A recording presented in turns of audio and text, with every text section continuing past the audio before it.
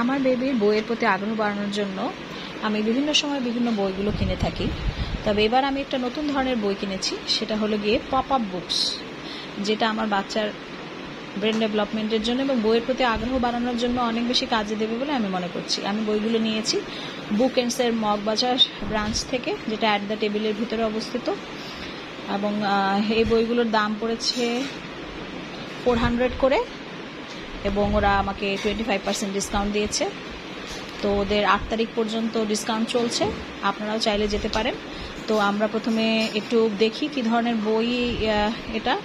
কিছু ফেরি টেলসের বই আসলে আমার বেবির জন্য নিয়েছি, ও একটু যাতে বইগুলোর প্রতি আগ্রহ বোধ করে।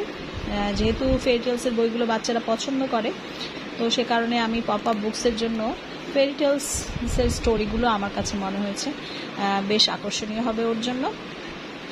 আর বইগুলো খুবই সুন্দর, হার্ডবোর্ড দিয়ে করা এবং খুব ভালো বাইন্ডিং, এবং ছবিগুলো খুবই আকর্ষণীয়।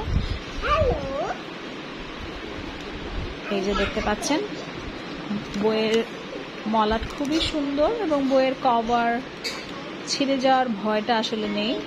যেহেতু বইগুলো রিজনেবল, আমার কাছে মনে হয়েছে এটা একটা বেবির জন্য খুবই কাজে দেবে।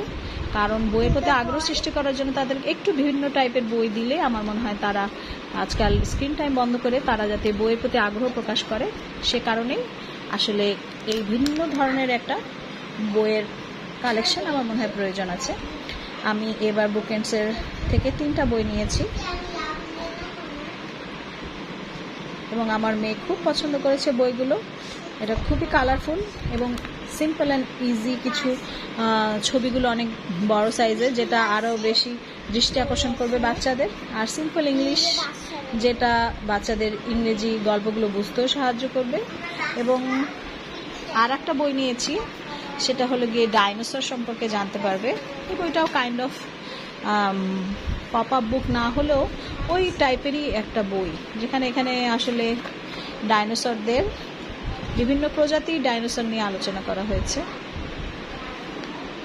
এবং আমার মেয়ের আসলে ডাইনোসর অনেক পছন্দ, সে কারণে বইটা নেয়া। সে এখানে যে বিভিন্ন প্রজাতির ডাইনোসর আছে তাদের কালারফুল এবং তাদের টাইপগুলো সম্পর্কে জানতে পারছে, সেই সাথে ও কালারের আইডিয়াটাও হচ্ছে।